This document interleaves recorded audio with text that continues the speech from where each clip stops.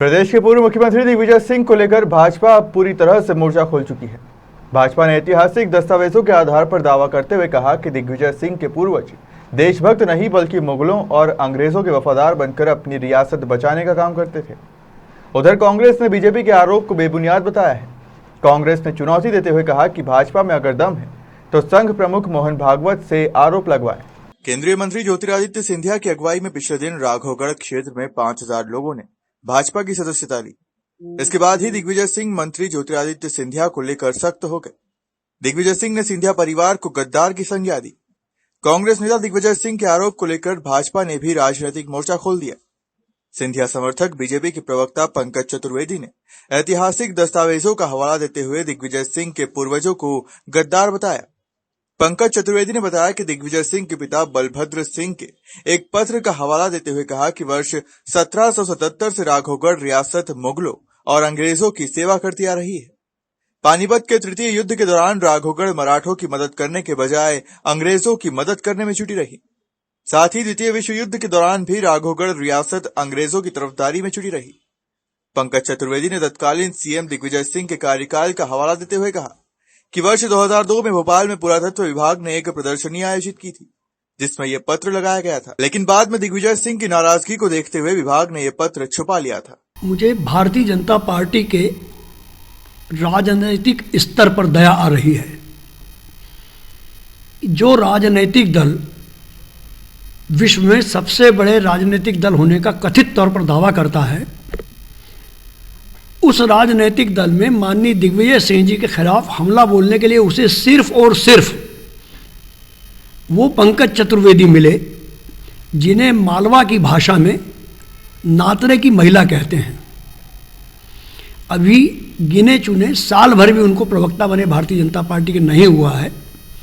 दिग्विजय सिंह जी के राजनीतिक कद के आगे वो घुटनों के बराबर भी नहीं है। दिग्विजय सिंह जी पर हमला करना हो तो मोहन भागवत करें, नरेंद्र मोदी जी करें, शिवराज सिंह जी चौहान करें, यही कौन, क्या पिद्दी का शोरबा। बीजेपी के आरोप को लेकर कांग्रेस भी दिग्विजय सिंह के बचाव में मैदान में पूरी तरह से उतर आई है। कांग्रेस के मीडिया विभाग के महामंत्री के मिश्रा ने कहा कि पंकज चतुर्वेदी केवल अपनी स्वामी भक्ति को सिद्ध करने के लिए ऐसा प्रयास कर रहे हैं। अगर भाजपा में हिम्मत है तो संघ प्रमुख मोहन भागवत या सीएम शिवराज सिंह चौहान सामने आए। कि दिग्विजय सिंह जी के घर में जब राघवगढ़ में भारतीय जनता पार्टी प्रविष्ट हो गई और जब उनको अब ये बहुत स्पष्ट हो गया कि आने वाले समय में जो राघवगढ़ की दिग्विजय सिंह परिवार की राजनीति है वो संकट में है और समस्या है, तो उन्होंने अब असत्य, अनर्गल और निराधार आरोप लगाना शुरू कर दिए। उन्होंने हमारे नेता केंद्रीय मंत्री सिंधिया जी के लिए जिस प्रकार के शब्दों का प्रयोग किया है, तो मैं आज आपके माध्यम से दिग्विजय सिंह जी से कुछ सवाल पूछना चाहता हूं और सवाल बहुत स्पष्ट हैं और सवाल इतिहास के आधार पर हैं और वो इतिहास जो सबके सामने सार्वजनिक हुआ है, यानी दिग्विजय सिंह जी उसको इनकार नहीं कर सकते। हम आज ये पूछना चाहते हैं दिग्विजय सिंह जी, आप उत्तर दीजिए कि जब देशभक्त अंग्रेजों की गोलियां खाकर शहीद हो रहे थे, पूरा देश आजादी की लड़ाई लड़ रहा था, आप जिस पार्टी में वो भी दावा करती कि वो भी आजादी की लड़ाई लड़ रही थी, तब आपके पिताजी स्वर्गीय श्री बलभद्र सिंह जी की क्या भूमिका थी?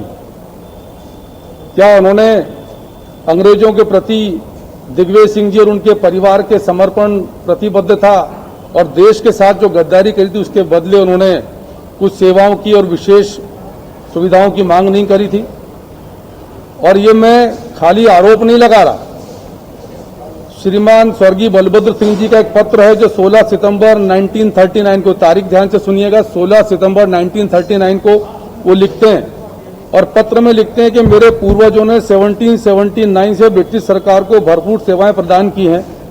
मेरे पिताजी ने भी आपको, यानी दिग्विजय सिंह जी के दादाजी का आग्रह कर रहे हैं बलभद्र सिंह जी उनके पिताजी, मेरे पिताजी ने भी आपको अपनी निजी सेवा प्रदान की है। पिछले युद्ध के समय भी ब्रिटिश सरकार को राघवगढ़ ने अपनी भरपूर सेवा प्रदान करी है। अब मैं आपको अपनी वफादारियों से भरी सेवा प्रदान करना अपना धर्म समझता हूं। फिलहाल मध्य प्रदेश में ग्राम पंचायतों के चुनाव को लेकर एक बार फिर कांग्रेस और भाजपा नेताओं के बीच जुबानी जंग शुरू हो गई है। ऐसे में देखना होगा कि आरोप प्रत्यारोप का सिलसिला कहां जाकर थमता है। भोपाल से उमेश यादव की रिपोर्ट।